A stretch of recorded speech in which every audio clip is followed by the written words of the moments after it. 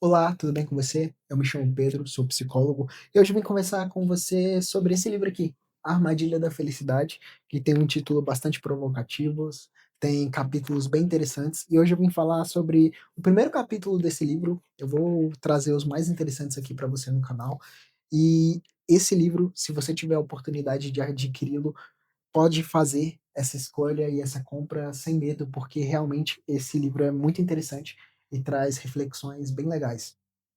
E se você quer saber se existe uma armadilha na felicidade, fica aqui comigo que eu vou te falar. Bom, para começar, o autor ele traz uma constatação bem óbvia e simples, que é a vida é difícil. E que enquanto estivermos vivos, nós teremos que lidar com encanto, admiração, alegria, mas nós também teremos que lidar com angústia, pavor, desespero, e não tem como fugir disso, porque é algo bastante natural na nossa vida. E até mesmo os nossos relacionamentos, nós teremos que lidar com amor, com amizade, com conexão, mas também com a questão da rejeição, do medo, da perda, e não tem como fugir desses sentimentos. E ao mesmo tempo, até nos nossos objetivos, porque nós teremos que lidar com as delícias da vitória, mas também com a dor do fracasso. E não tem como fugir disso. E você pode estar se perguntando, tá, mas por que é tão difícil ser feliz? E eu vou te responder com a resposta bastante simples, por causa do nosso cérebro. A nossa mente, ela se desenvolveu num ambiente de extrema escassez. Então imagine, por exemplo, na época das cavernas. O ambiente era extremamente escasso de recursos, os seres humanos estavam sempre em guerras e até mesmo predadores enormes poderiam nos fazer de presa. Então, o nosso cérebro ele estava sempre preocupado em nos manter vivo. Então ele estava sempre em alerta, sempre interpretava tudo ao nosso redor como uma possível ameaça. Você poderia pisar em algo errado e isso infeccionar seu pé e morrer. Um arbusto poderia se mexer, você não ficar em alerta e sair de lá um tigre te comer. Você poderia não caçar e o suficiente para sobreviver e ser expulso do seu grupo. Então, o seu cérebro estava sempre pensando em possíveis maneiras de te deixar vivo. E as pessoas que elas não conseguiam ter esse grau de atenção, não conseguiram sobreviver, porque provavelmente quando o arbusto se mexia, ela não saía do lugar, ela achava que não era nada demais, mas se fosse um tigre, ela provavelmente morreria e obviamente não deixaria descendentes, mas a pessoa que via um arbusto se mexer e ela saía correndo, era essa pessoa que sobrevivia e deixava descendentes. Então, o nosso cérebro, ele se especializou em interpretar tudo como uma possível ameaça. Por isso que hoje, quando o teu chefe te chama na sala dele, ou tua namorada vira e fala: "Vamos conversar", você logo fica ansioso, fica com medo. Você pode falar: "Nossa, mas o ambiente mudou muito, não estou mais no tempo das cavernas", mas o seu cérebro mudou muito pouco de lá para cá e ele interpreta as coisas ainda como uma possível ameaça e por isso você fica tão ansioso. E não só isso, o nosso como vivíamos em pequenos grupos, grupos de 150, 200 pessoas no tempo das cavernas, nós estávamos sempre nos comparando, porque nós queríamos ser úteis para o grupo, porque se nós não fôssemos, as pessoas nos jogariam para fora desse grupo. Porque não faz sentido num ambiente em que os recursos são escassos, sustentar alguém que não ajuda na manutenção do grupo. Então, nosso cérebro ele estava sempre pensando: "Será que nós somos úteis? Será que nós somos tão úteis quanto o João, quanto o Rafael, quanto o Pedro, quanto a Gabriela, quanto a Rafaela?" Então o nosso cérebro, ele estava sempre pensando: "Poxa, realmente, será que as pessoas gostam de mim? Será que como elas me avaliam? Como elas acham que eu me comporto?" Então o cérebro ele estava sempre sempre em alerta. E existe um terceiro fator que, pelo ambiente ser escasso, os recursos serem, obviamente, muito pequenos para sobreviver, nós tudo que nós conseguíamos acabava sendo insuficiente. Então o seu cérebro, ele acaba hoje interpretando como se tudo que você conseguisse ainda fosse insuficiente. Então você consegue uma promoção no emprego, seu cérebro interpreta como se aquilo não fosse o suficiente para você sobreviver. Então ele quer sempre mais. Você tem aquelas 2 semanas de felicidade após trocar um carro, após conseguir um aluguel num lugar diferente que você gosta ou comprar uma casa, ele interpreta como insuficiente após 3 meses. Você tá ali feliz da vida pensando: "Poxa, eu comprei um carro novo", depois de 2 meses, 3 meses, você olha e fala: "Ah, tá bom, eu acho que eu quero outro". Por quê?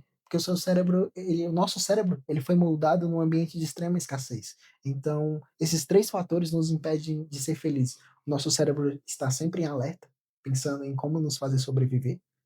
E sim, isso é bom, porque se nosso cérebro não tivesse sempre em alerta, provavelmente não estaríamos aqui. E o segundo, que, como eu falei, está sempre nos comparando. E o terceiro, achar que todos os recursos que nós temos são insuficientes para nós sobrevivermos. E aí surgem vários mitos sobre a felicidade. E o primeiro é que a felicidade ela é o nosso estado natural.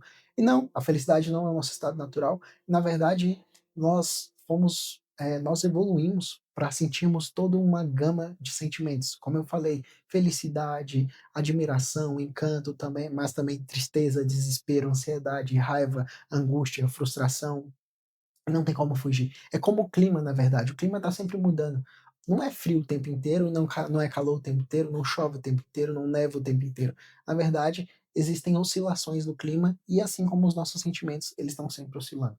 E aí vem um segundo mito, que é se você não está feliz o tempo inteiro, você é fraco ou tem algo de errado com você. Não, não tem algo de errado com você.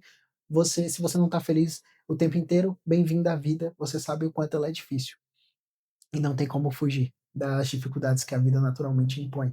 Então, quando nós vamos para o Instagram e nós olhamos todas aquelas pessoas que falam que o relacionamento delas é feliz, que elas estão viajando o tempo inteiro, então nós acabamos nos comparando com elas e isso é muito errado porque é um pequeno recorte da vida dessas pessoas. Essas pessoas também sentem ansiedade, também sentem tristeza, também sentem frustração. Não tem como fugir. Se você é humano, você vai ter que lidar com isso. Só que quando nós vivíamos em grupos de 150, 200 pessoas, aquelas pessoas, no tempo das cavernas, eram o nosso mundo. E até mesmo recentemente, antes das redes sociais, nós nos comparávamos com a nossa vizinhança, com os nossos familiares, com os nossos amigos.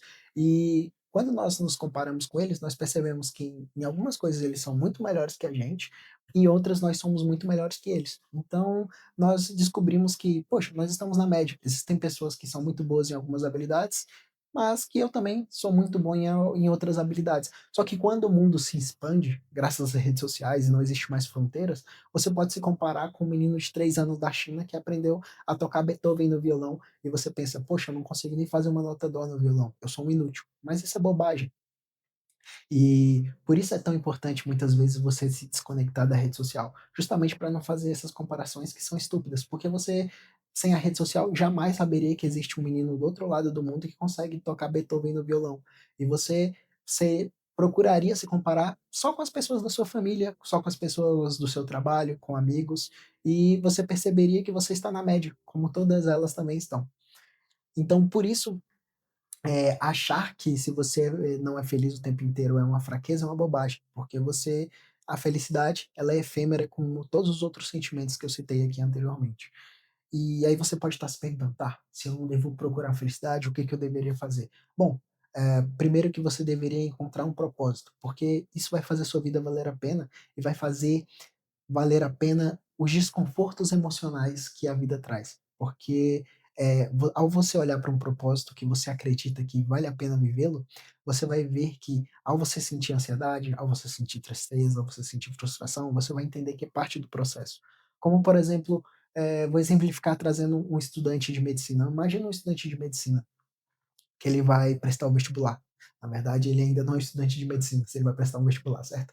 Então, primeiro ele vai prestar o vestibular para medicina. Então, muitas noites, em claro, ele vai ter que passar, ele vai ter que dizer não para muitos amigos na hora que esses amigos o convidarem para ir para um barzinho ou para uma festa.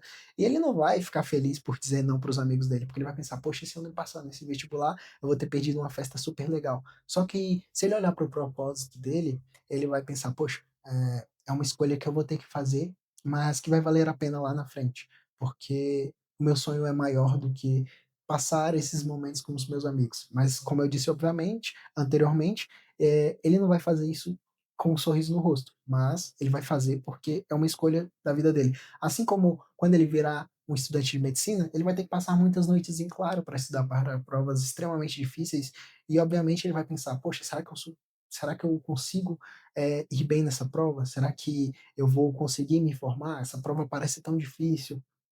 Então a cabeça dele vai estar sempre girando e fazendo ele pensar se realmente ele é capaz. E faz parte tudo isso, porque ele escolheu aquele propósito, ele quer, hipoteticamente, fazer medicina para ajudar pessoas e ele acredita que tem que passar por essas dificuldades. E assim como quando ele vira médico e for fazer a primeira cirurgia dele, e obviamente a cabeça dele vai fazer ele pensar: "E se eu matar essa pessoa numa mesa de cirurgia? Se eu fizer algo errado, essa pessoa morrer, como é que eu vou lidar com isso? Como é que na minha primeira cirurgia já uma pessoa já morre?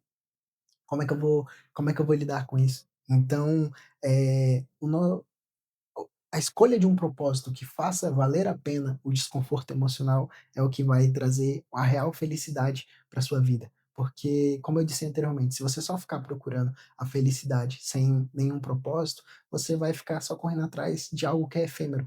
É como caçar vagalumes. Você nunca vai atingir o seu objetivo completamente. E se você gostou desse vídeo, diz aqui abaixo o que você achou. Para mais vídeos como esse, basta se inscrever no canal e ativar as notificações. E se quiser fazer terapia comigo, link aqui embaixo, aguardo você.